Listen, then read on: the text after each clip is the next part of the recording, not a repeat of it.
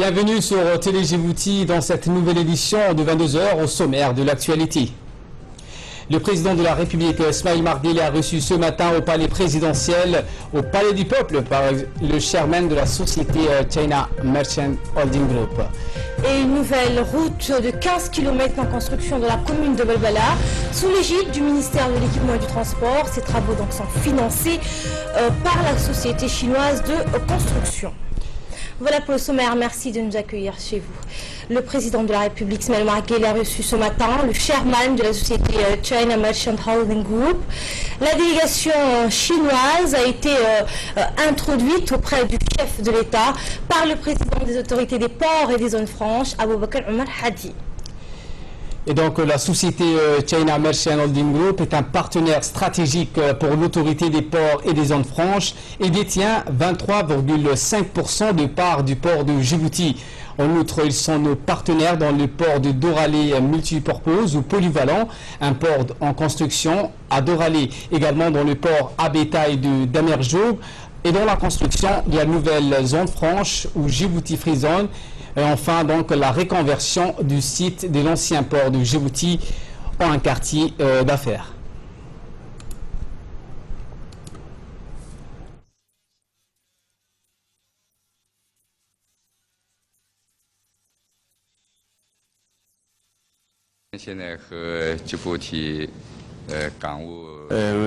Pour nous, China Merchant Group, nous sommes très contents d'investir à Djibouti pour le port et les autres domaines d'activité.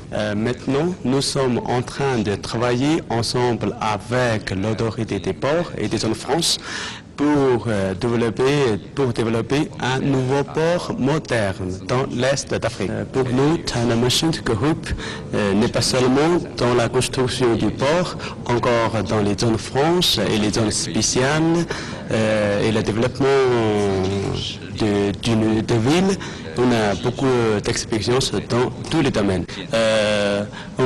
Nous voulons utiliser notre expérience et notre capacité de financement pour le développement de Djibouti. Nous, on a un très grand succès avec notre partenaire, M. Chairman de l'autorité des ports et des zones franches. China Merchant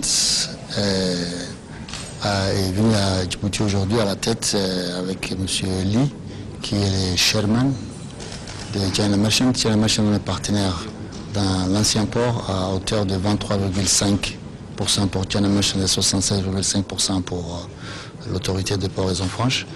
Donc on a fait un plan de développement des infrastructures portières, comme deux nouveaux ports qu'on construit, l'un à Doralé et puis l'autre à Damerjoug, et la nouvelle zone franche qu'on va développer ensemble, et puis la reconversion de l'ancien port en centre d'affaires de Djibouti.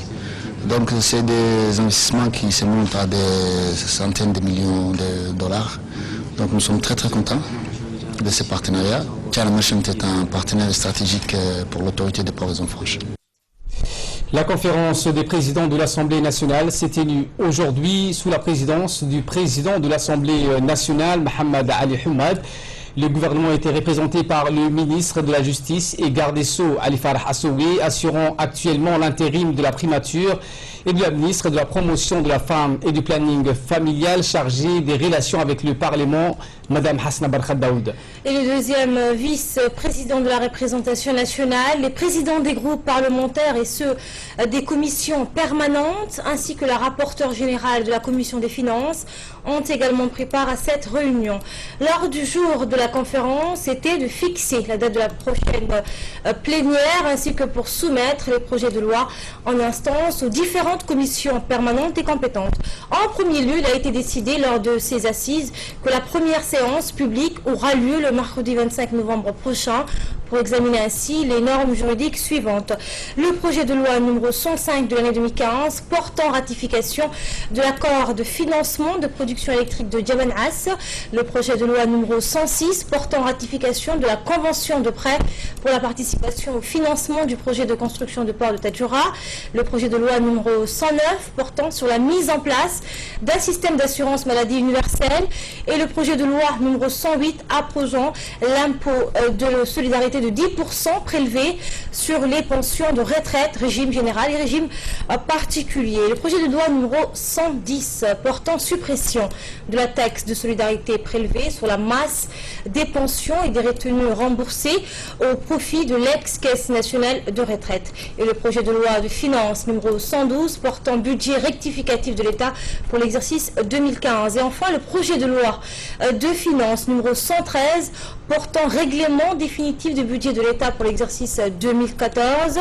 Et la conférence des présidents a soumis également à la Commission des finances, de l'économie générale et du plan deux autres projets. Il s'agit en l'occurrence de deux projets de loi numéro 115 portant adoption des comptes financiers de l'EDD pour l'exercice 2011. Également dans l'actualité, une nouvelle route de 15 km est en construction dans la commune de Balbala, je vous le disais en titre, sous l'égide du ministère de l'Équipement et du Transport, et ce, dans le cadre de l'amélioration du transport urbain, de la circulation routière, aussi bien que de la qualité de l'acheminement des déchets et des détritus des zones urbaines et périphériques.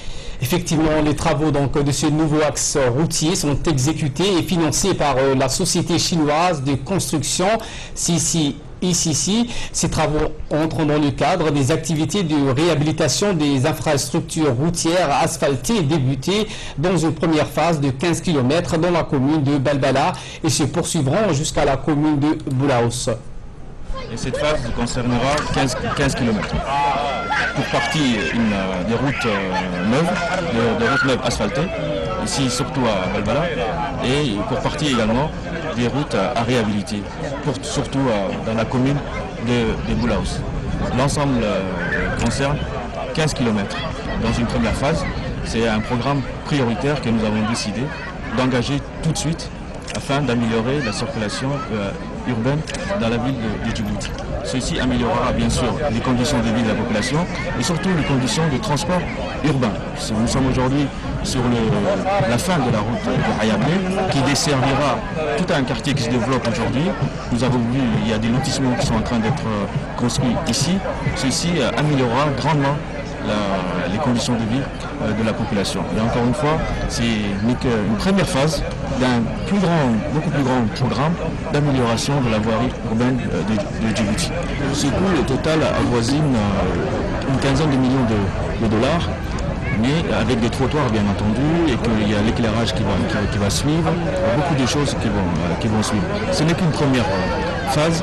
Dans un prochain avenir, et très, très rapidement, beaucoup d'axes routiers de la ville de Djibouti seront donc réhabilités et de nouvelles routes asphaltées vont être construites.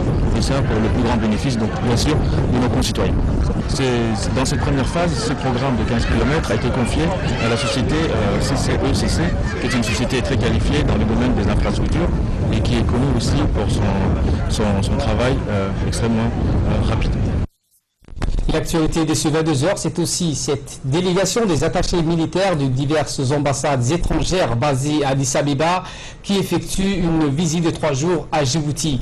Cette délégation composée de 15 attachés militaires venus de 14 pays dont la France, les États-Unis, l'Italie, les pays nordiques, le Japon et la Corée du Sud. Et la délégation a été reçue aujourd'hui au quartier général de la Marine nationale djiboutienne par le général de brigade Esmanoul Soubaglé, chef d'état-major de la Défense, et son adjoint, le général de brigade Tahir Ali Mohamed, en présence du colonel Abdelrahman Adenchel, commandant de la Marine nationale, du colonel Omar Saïd Khaireh, un attaché militaire djiboutien à Addis Abeba, et d'autres officiers de l'état-major djiboutien. Dans son discours d'accueil, le général Soubaglé a transmis à ses officiers un message du général de division Zakaria Cheikh Ibrahim, chef d'état-major général des armées, qui a grandement apprécié l'initiative prise par ses officiers et leur choix de visiter Djibouti pour leur premier déplacement de groupe. Il souhaiterait voir que ces genres d'expériences et d'échanges avec l'armée djiboutienne se renouvellent à l'avenir. La visite a commencé par une présentation de la situation géopolitique de la région et des missions dévolues à l'armée djiboutienne. La délégation a ensuite visité le centre des opérations de la marine djiboutienne, un des plus performants en matière de surveillance maritime de la région.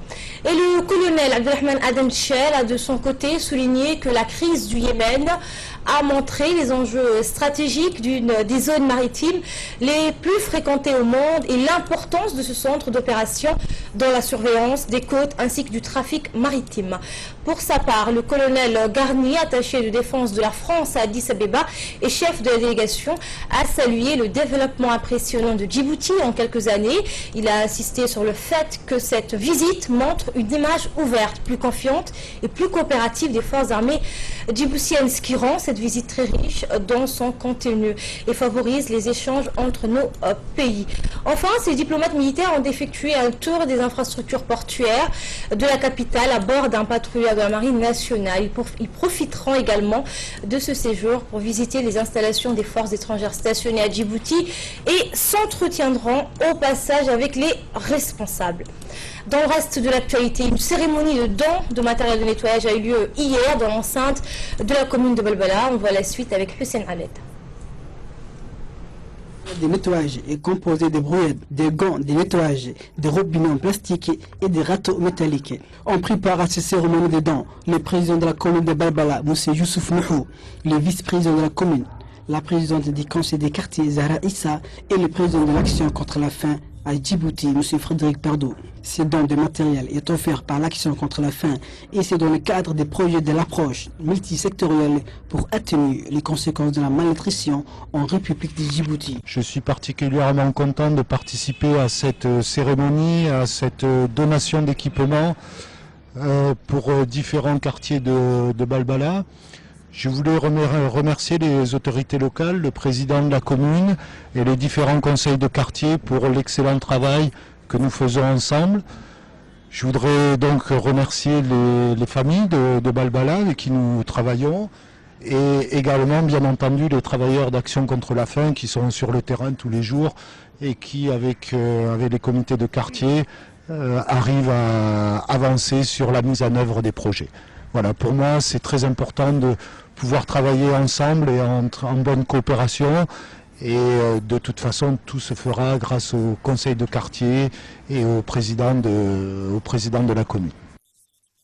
Direction Tajoura, où les tournées de sensibilisation contre les mutilations génitales féminines se poursuivent. En effet, les équipes de l'Union nationale des femmes djiboutiennes, l'UNFD, conduite par Mariam Kako, se sont rendues à la ville blanche. Et ainsi, une réunion s'est tenue. Les débats ont essentiellement porté sur le manque de prise de conscience d'un besoin d'un consensus religieux. La communauté a sollicité des recommandations au fur et à mesure. Et certains hommes, étant perturbés par l'attente d'un consensus religieux à cause de cette attente, n'ont pas pu procéder à l'exception de leur fille.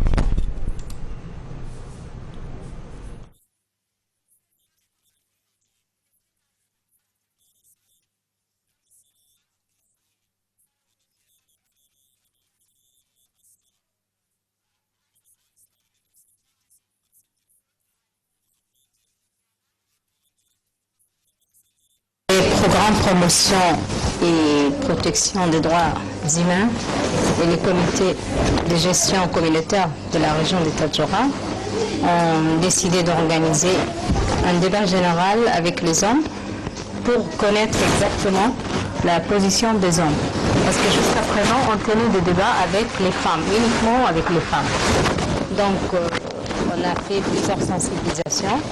Les femmes ont bien saisi que les MGF causent beaucoup de problèmes de santé aux filles. Elles ont compris maintenant. Par rapport à avant, il y a beaucoup de changements, beaucoup d'améliorations par rapport à avant. Mais ce soir, on a décidé de faire le débat avec les hommes pour prendre une décision définitive avec la famille. Comme c'est toujours les hommes qui décident, l'objectif c'est de bien expliquer aux hommes.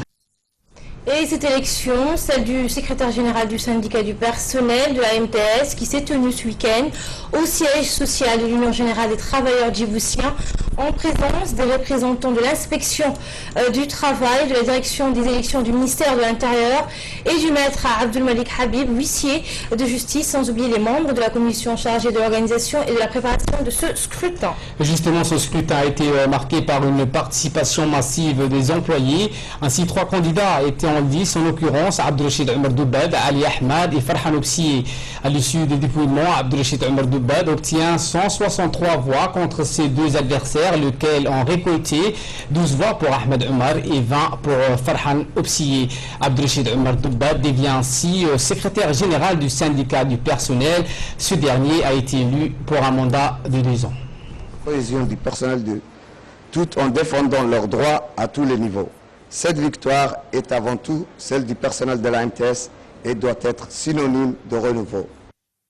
Et à l'étranger, où l'Égypte a annoncé hier, après avoir renforcé les mesures de sécurité dans tous les aéroports du pays, ce que Moscou a affirmé qu'un attentat à la bombe était à l'origine du crash d'un avion russe dans le Sinaï le 31 octobre dernier. Le ministre de l'aviation civile égyptien, Hossem Kamal, a cependant affirmé lors d'une conférence de presse que la commission en charge de l'enquête n'était pas parvenue jusqu'à présent à des résultats qui permettent de déterminer les causes du crash.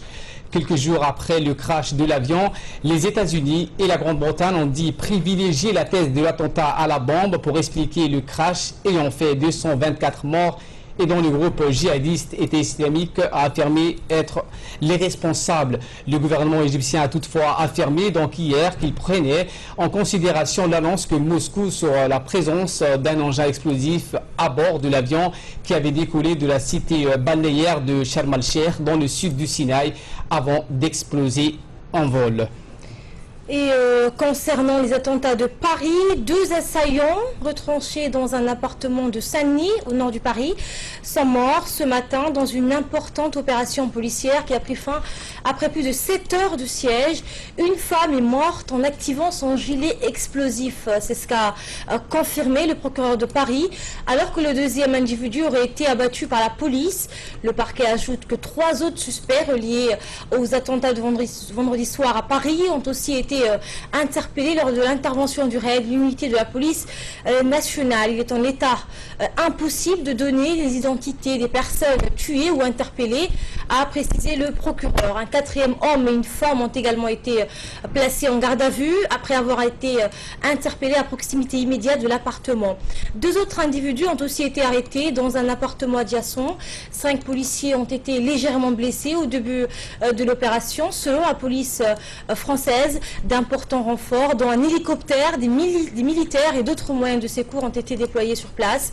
Le ministre français de l'Intérieur, Bernard Cazeneuve, a salué le travail des policiers, du RAID et de la brigade de recherche et d'intervention. C'est le journal de la rédaction. Merci de votre aimable attention. Demain, pour l'information, vous retrouverez Choukri Ali pour le journal de 11h et de 15h. Nous, on vous donne rendez-vous demain à la même heure, à la même place.